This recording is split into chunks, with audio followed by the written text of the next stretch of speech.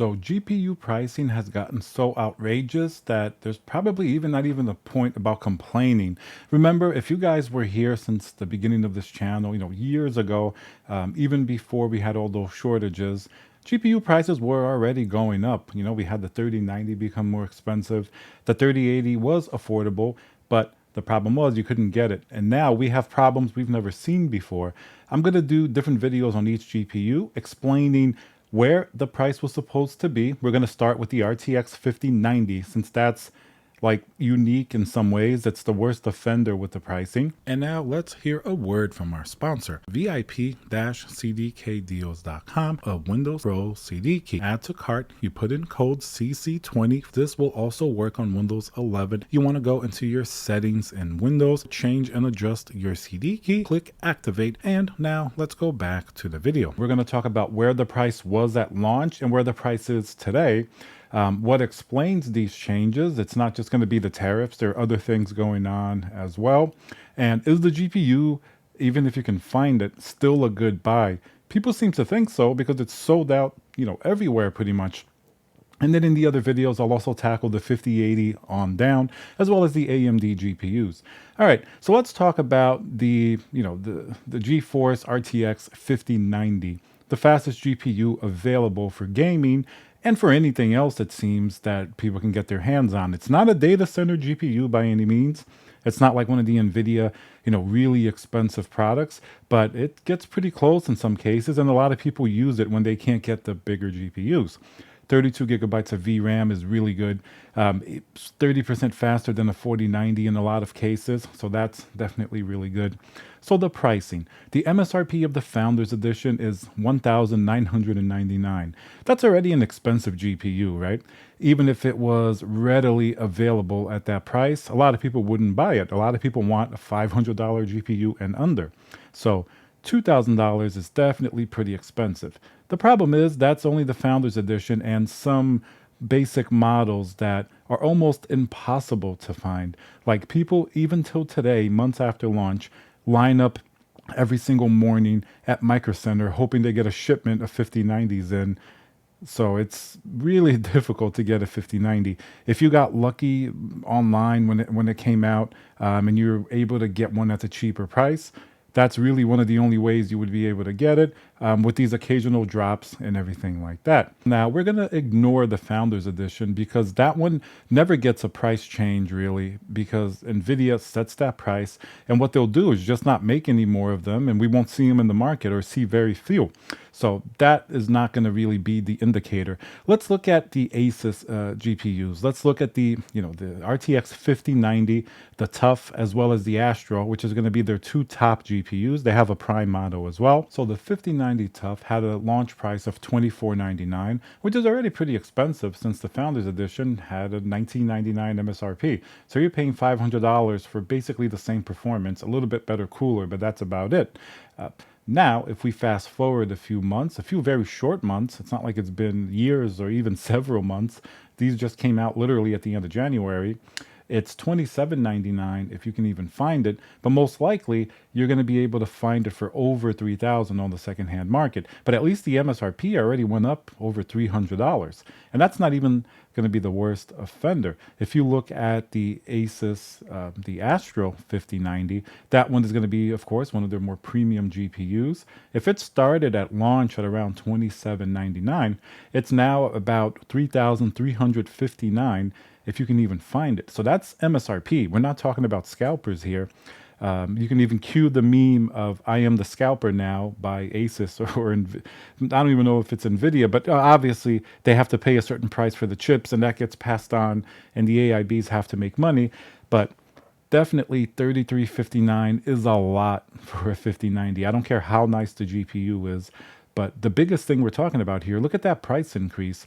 If you pay $27.99 for a ROG Astro 5090, you got a really good deal because now you're going to have to spend almost $600 more a few short months later. That is like a pretty ridiculous price increase. Now, of course, there are things that are out of control that NVIDIA or even the partners can't really control, such as the tariffs that are going on. But these prices were going up anyway. It seems like because of the AI shortages, because they're focusing their production on the much more profitable AI side. So this is just sort of like one more thing to add to all of the problems.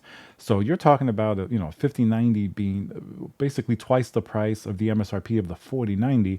And yeah, it's a better GPU for sure. 20-30% faster, 32 gigabytes of VRAM. No doubt that technically it will be better, but it's diminishing returns. And for twice the price, if you're talking about something twice the price from $3 to $6, that's more reasonable. But you're talking about $1,600 to over $3,300 for something that's, it's definitely not twice as fast as a 5090 or anywhere near that. And even if it was, those are really big diminishing returns.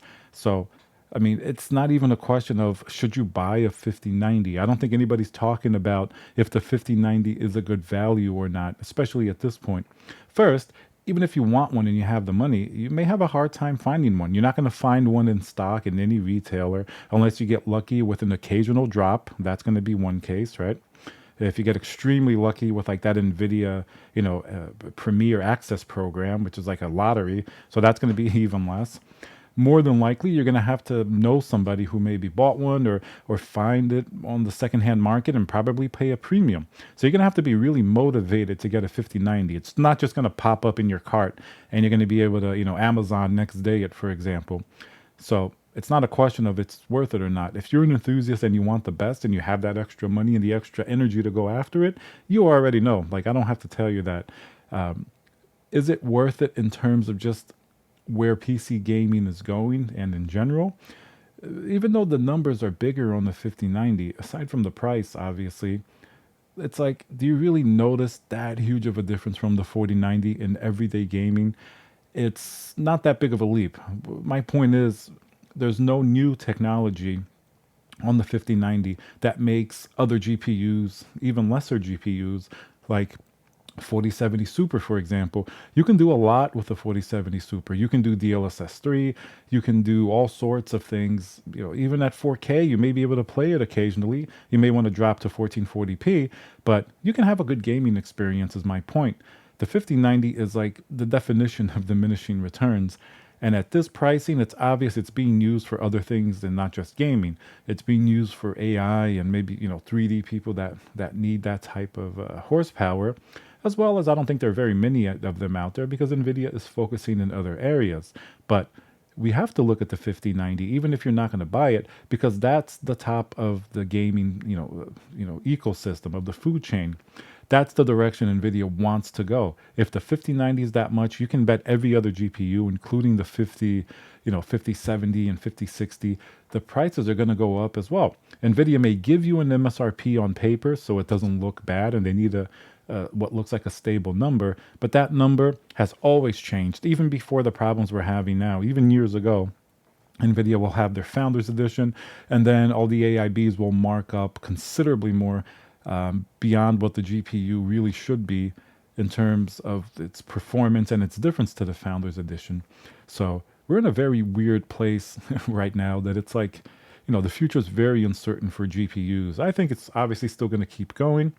I don't know how high these prices can reach. Like, you're talking about MSRPs of, 3359 for a 5090, and that's not just Asus. If you think it's just because they're a premium brand, you look at MSI and even other companies like PNY, you'll start to find GPUs way over 2000, and that's if you can even find it. That's just out of stock. Imagine when they're in stock, they get sold instantly. So it's not a very good time right now, but I don't need, you don't need to hear that from me. You can see it for yourself.